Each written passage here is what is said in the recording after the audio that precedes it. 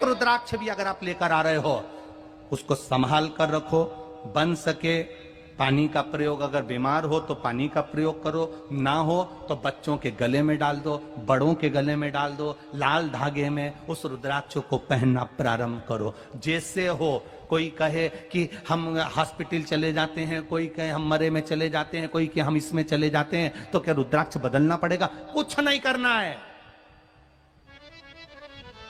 वो तुम्हारा पिता है और तुम उसकी औलाद हो। छोटा सा बच्चा गोदी में गंदगी कर देता है तो क्या मां 25 बार नहाती है? इतनी माताएं बैठी हैं, छोटा सा बच्चा आपकी गोद में गंदगी कर देता है तो आप नहाते हो क्या? 25 बार नहाते हो क्या? बच्चे की गंदगी साफ करते हो तो 25 बार नहाते हो क्या? नहीं। माता पिता को बच्चे की गंदगी साफ करने के छुआछूत नहीं लगता, और मेरे महादेव को जो शमशान में रहने वाला है उसकी औलाद तुम हो, तुमसे वो छुआछूत नहीं करता। बस तुम्हारे गले में रुद्राक्ष होना चाहिए, तुम्हारे गले में रुद्राक्ष हो, लाल धागे में डला हो, भगवत भजन के लिए। अंत समय में कहीं विपदा की घड़ी आए, कहीं दुख की घड़ी आए, जब कष्ट की घड़ी आए और तुम्हारे पास अगर रुद्राक्ष है, उसको केवल हाथ में पकड़ना और दिल से इस हाथ को हृदय से टच करना, श्री शिवाय नमस्तुभ्यम। कहीं कितने भी जंगल में खड़े हो उसको याद करना, मेरा महादेव तुम्हारे पास में खड़ा मिलेगा। वो शिव है, ओघड़ी है, वो साधारण नहीं, वो शिव है। जब हम लाल धागे में रुद्राक्ष को पहनते हैं, कई लोग कहते हैं गुरुजी रुद्राक्ष पहनो तो गुरु मंत्र लेना पड़ता है, गुरु दीक्षा लेना पड़ती है। हम कहते हैं तुम्हें रुद्राक्ष मिल जाए और तुमने गले में पहन लिया तो श्री शिवाय नमस्तुभ्यम बोल के भी पहन लिया तो समझ लेना शंकर जी ने गुरु मंत्र दे दिया और शिव ने स्वीकार कर लिया। जाओ गुरु की शरणागति में, मना नहीं है। गुरु के पास जाओ, उसके पास बैठो, नमन करो, उनसे गुरु दीक्षा का भाव लीजिए, अपना सामर्थ्यता के अनुसार गुरु को कुछ दीजिए। जीवन शरीर दिया है, जब तक बन सके तब तक गुरु। रुद्राक्ष 3 चीजें प्रदान कर रहा है। एक, उत्तम स्वास्थ्य, गले में रुद्राक्ष पड़ा हुआ है, हार्ट कभी कमजोर नहीं होगा, हार्ट चलता रहेगा। एक प्रयास करना, एक बेलपत्री शिव पर चढ़ी हुई और उसका फल कितना होता है, उसका बल, उसकी भक्ति, उसका विश्वास। ब्रह्मा विष्णु महेश 64 योगनियां 33 कोटि देवी देवता एक बेलपत्री में होते हैं, और वह बेलपत्री हम हमारे साथ में क्यों रखते हैं? उत्तम फल के लिए, उत्तम सुख के लिए। कपड़े सिलने वाला दर्जी कोई बैठा हो तो उससे पूछना कि वो शर्ट में जेब हमेशा उल्टी साइड क्यों लगा, बाईं ओर लेफ्ट में। शर्ट में जेब उल्टी साइड क्यों लगाता है? वो इस साइड जेब क्यों नहीं लगाता? वो हमेशा लगाएगा तो लेफ्ट हैंड में लगाएगा, क्योंकि दर्जी को मालूम है कि दिल यहीं पर है, और उसको ये मालूम है कि दिल यहां पर है तो ये मंदिर जाएगा, बेलपत्री चढ़ाकर बेलपत्री उठाएगा तो जेब में रखेगा, जो दिल के करीब रहेगी तो दिल का पावर बढ़ा देगी। एक बेलपत्री को या रुद्राक्ष को या तुलसी की माला को या तुलसी के दल को, भगवान को चढ़ी हुई कोई सामग्री कोई नीचे की जेब में नहीं रखता। रखता है क्या कोई? भगवान को चढ़ा हुआ कोई प्रसाद कोई नीचे की जेब में। ये मेरे भाई लोग जीन्स में मोबाइल रख लेंगे, चाबी रख लेंगे, पर भगवान की बेलपत्री को, भगवान के प्रसाद को, भगवान का सामान को नीचे नहीं रखेंगे, नीचे की जेब में नहीं रखेंगे, वो जेब में ऊपर ही रखेंगे। उसी तरह दर्जी को मालूम है कि दिल लेफ्ट में होता है, इसलिए उसने जेब भी लेफ्ट में लगाई कि भगवान का चढ़ा हुआ सामान, भगवान का प्रसाद, भगवान की सामग्री जब लेफ्ट की जेब में ये रखेगा तो थोड़ी देर दिल के पास में रहेगी, तो ये दिल को स्वस्थ बना देगी, ये बीमार नहीं पड़ने देगी, ये निश्चित इसको ब्लॉक नहीं होने देगी। ये बेलपत्र का सुख है। एक रुद्राक्ष के 3 गुण बड़े विशिष्ट हैं। पहला, आरोग्यता देता है, दूसरा हमारा विल पावर मजबूत कर देता है। हम जब भटकते हैं तो हमारे बल को एक जैसा कर देता है, एक जगह स्थिर कर देता है। जब आप कोई निर्णय नहीं ले पा रहे हो, 4-5 निर्णय में से एक निर्णय लेना है, तो रुद्राक्ष का जल शिव जी को चढ़ाकर थोड़ी देर पीकर श्री शिवाय नमस्तुभ्यम का जाप करना प्रारंभ करो। पंचाक्षर मंत्र नमः शिवाय बोलो, षडाक्षर मंत्र ओम नमः शिवाय बोलो, या जो मंत्र आप जपते हो, राम कृष्ण जो जपते हो उसका स्मरण करो। थोड़ी देर में आपका मन स्थिर हो जाएगा और एक जगह का निर्णय पूरा करा देगा। रुद्राक्ष हमें स्थिरता प्रदान करता है, आरोग्य दे रहा है, स्थिरता दे रहा है, और रुद्राक्ष हमको विल पावर दे रहा है, बल दे रहा है, सुख दे रहा है। वो भटकने नहीं देगा आपको, सुख की ओर लेकर जाएगा। बस रुद्राक्ष की कोई कीमत नहीं होती।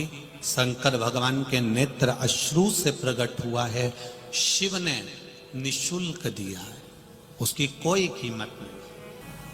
शंकर भगवान पे चढ़ी हुई बेलपत्र की कोई कीमत नहीं लेता, फ्री उठाओ ले जाओ। शिव जी पे चढ़े हुए जल की कोई कीमत नहीं लेता, आप चढ़ा हुआ जल लेकर आचमन कर सकते। बाकी के देवी देवताओं पर जो भी चढ़ता है वो कीमत वाला होता है। पीतांबर चढ़ा 5-1 हजार का जाएगा, 500 का जाएगा, 2000 का जाएगा। 56 भोग लगाए वो भी पैसे किया जाएंगे, सामग्री लाए वो भी पैसे किया जाएगी।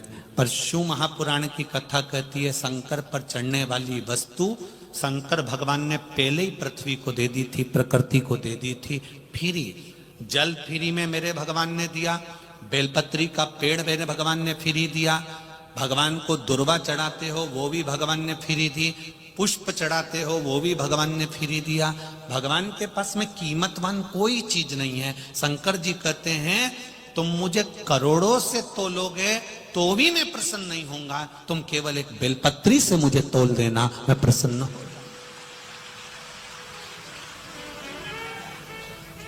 संपदा से परमात्मा कभी प्रसन्न नहीं हुआ, संपदा से भगवान कभी प्रसन्न नहीं होता।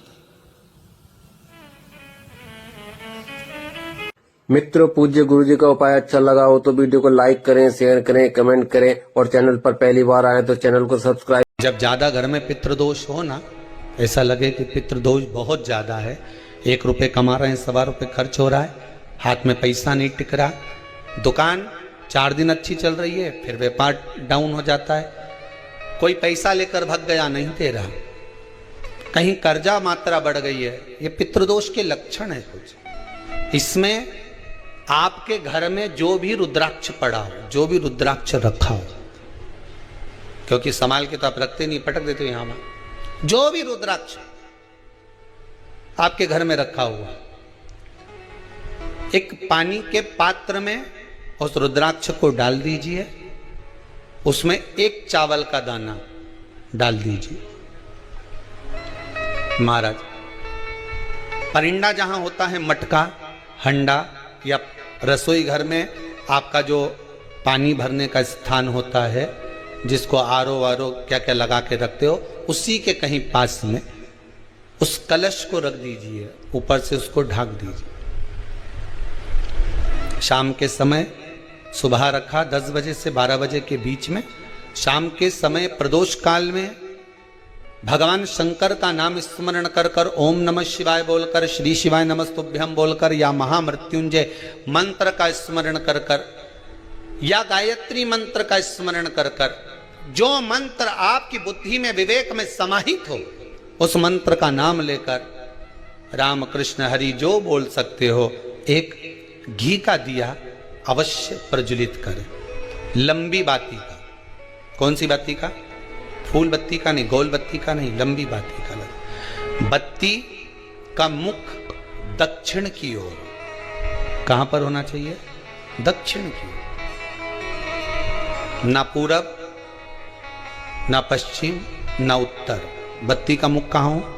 दक्षिण की ओर। जैसे श्राद्ध पक्ष में ब्राह्मण को जब भोजन कराते हैं तो ब्राह्मण का मुख श्राद्ध पक्ष के भोजन कराते समय अगर पूरब, पश्चिम और उत्तर का होता है तो श्राद्ध के भोजन का फल नहीं मिलता। उसका मुख दक्षिण का होता है तो हमारे घर के जितने भी पितर उस तिथि में गए होते हैं सबको उसका भाग मिल जाता है और पितृदोष समाप्त हो जाता है। इसलिए ब्राह्मण का मुख श्राद्ध पक्ष में भोजन कराते समय दक्षिण का होना चाहिए।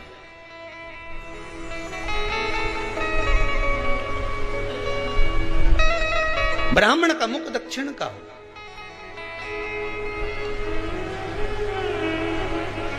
यहां तक शास्त्र कहता है महाराज, अगर गौ माता को श्राद्ध पक्ष में अगर भोजन दे रहे हो तो गाय का मुख अगर दक्षिण का है, गाय का, आपका मुख भले उत्तर का हो, गाय का मुख दक्षिण का हो, आपका मुख भले पूरा पश्चिम नहीं का, गाय का मुख अगर दक्षिण में, अगर आपने दक्षिण में गाय को खड़ी कर रखा है और दक्षिण में उसका मुख और आप भोजन दे रहे हो तो शास्त्र कहता है कि किसी पिंड की जरूरत नहीं पड़ती, गाय स्वतः कल्याण कर देती है। गौ माता स्वतः कल्याण कर, दक्षिण मुखी हो। तो दिए की जो बाती का मुख कहां होना चाहिए? दक्षिण का। और दक्षिण का मुख होना चाहिए। जब दक्षिण का मुख हो, दक्षिण की ओर बाती हो महाराज, तब दक्षिण की बाती जलाने के बाद में भगवान से वहीं पर प्रार्थना करें। जो कलश रखा है उसके ऊपर जो प्लेट रखी है, ढाका गया है, वहां अपना सीधा हाथ रखें और अपने पूर्वजों का, अपने पितरों का स्मरण करें कि मेरे धन को लेकर कोई चले गया, मेरा व्यापार ऐसा चल रहा है, मेरा घर में बच्चों का विवाह नहीं हो रहा, या घर में इतनी अशांति है या तकलीफ है या कष्ट है, ये सब का स्मरण कर कर उस कलश को रात्रि भर रखे रहने दें। सुबह स्नान आदि करने के बाद फिर एक घी का दिया दक्षिण की ओर लगाकर सुबह 10 बजे से 12 बजे के बीच में उस जल को शिव जी को समर्पित कर कर आ जाएं और वो रुद्राक्ष लेकर वापिस सजाएं। महाराज वापिस सजाइए, उस रुद्राक्ष को अपने घर में रख दीजिए।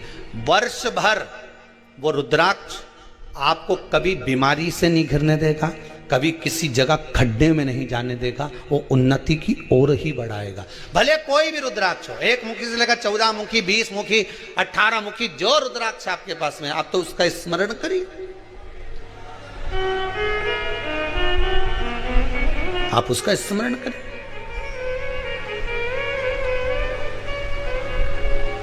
रुद्राक्ष का जल शिव को समर्पित करें।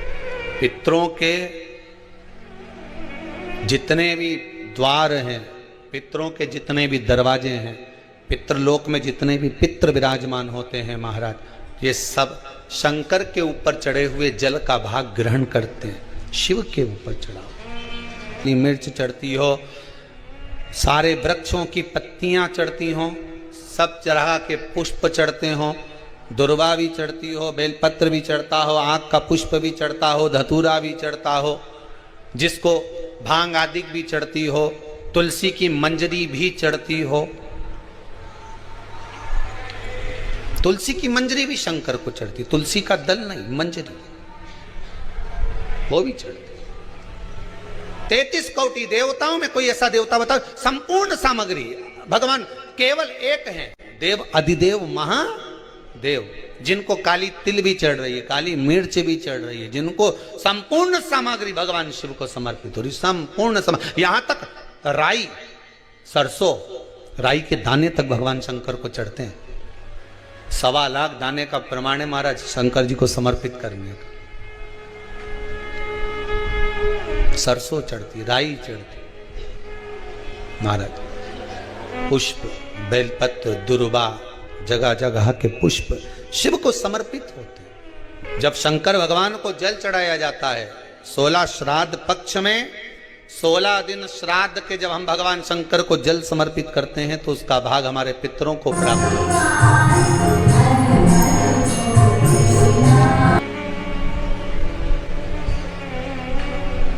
केवल 16 श्राद्ध के दिन ही ऐसे होते हैं जिसमें शंकर भगवान को जल में दूध मिलाकर चढ़ाने की जगह दूध भले 1 चम्मच चढ़ा रहे हो पर अलग से चढ़ाओ, कच्चा दूध अलग से चढ़ाओ, उसके बाद भले तुम जल चढ़ा दो, पर लोटे में जल में दूध मिलाकर 16 दिन श्राद्ध पक्ष में नहीं ले जाना। भले 1 चम्मच दूध लेकर जाओ, 1 कटोरी दूध लेकर जाओ, पर कच्चा दूध अलग से लेकर जाओ, शंकर भगवान को अलग से चढ़ाओ, क्योंकि 16 दिन श्राद्ध पक्ष के जब भगवान शंकर को दूध और जल चढ़ाया जाता है वो हमारे पितरों के खाते में चला जाता है, हमारे पितरों को उसका भाग मिलता है। इसलिए शंकर भगवान को कच्चा दूध भी चढ़ाओ तो पानी में मिलाकर नहीं, एक अलग से 1 चम्मच ले जाओ, भले फिर शिव जी को चढ़ा दो, भले एक छोटा सा कटोरी में ले गए चढ़ा दिया, जल ले गए चढ़ा दिया, वो हमारे पूर्वजों को प्राप्त होता है,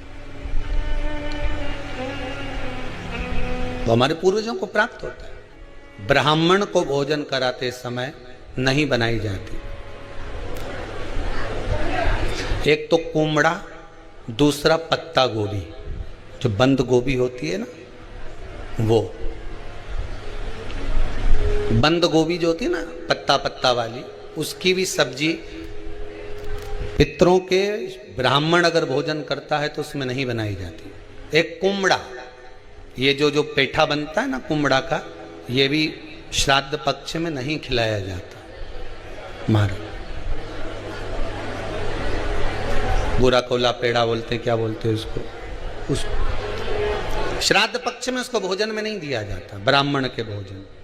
महाराज ब्राह्मण के भोजन में श्राद्ध पक्ष में सबसे ज्यादा जरूरी है दूध की खीर, दूसरा तुरई या गिलकी का भोजन, या तो सब्जी बनाओ या भजिया बनाओ, कुछ भी बनाओ, तीसरा मांस की दाल का भोजन, उड़द की दाल का भोजन, उड़द की दाल का या तो दही बड़ा बना लो, इमरती बना लो, या फिर बड़ा बना लो, या पकोड़ा बना लो, पर उसका भोजन होना जरूरी है। 3 भाग दूध का भोजन आहूतों के हिस्से में चले जाता है, गिलकी और तुरई का भोजन पितरों के हिस्से में चले जाता है, मांस की दाल का भोजन, उड़द की दाल का भोजन प्रेतों के हिस्से में चले जाता है। इसलिए ये 3 भाग का भोजन ब्राह्मण जब श्राद्ध पक्ष का भोजन करे तो उसमें बनाना जरूरी है। कई लोग कहते हैं गुरुदेव जब हम गया जी से आ जाएं तो क्या ब्राह्मण भोजन कराना जरूरी है? क्यों नहीं, कराओ, क्यों नहीं करा? क्या गाय की रोटी निकालना जरूरी है?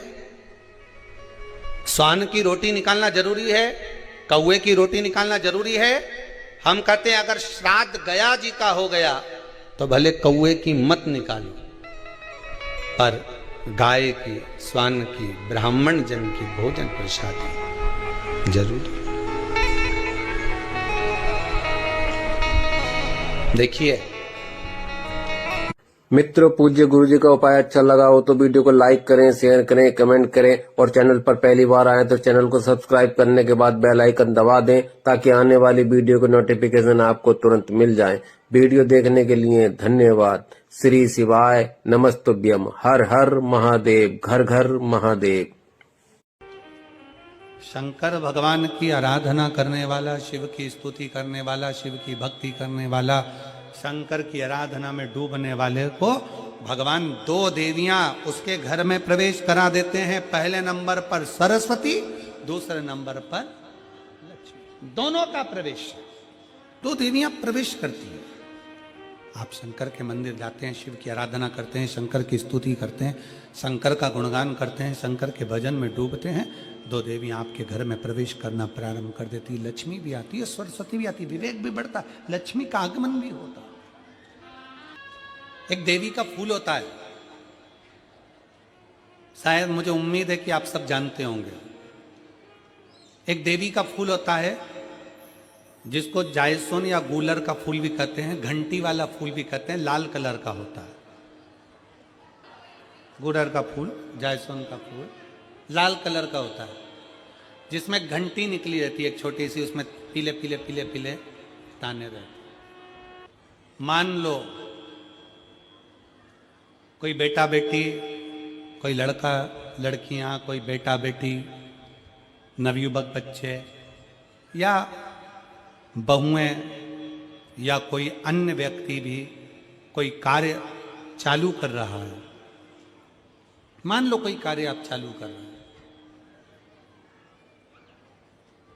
एजुकेशन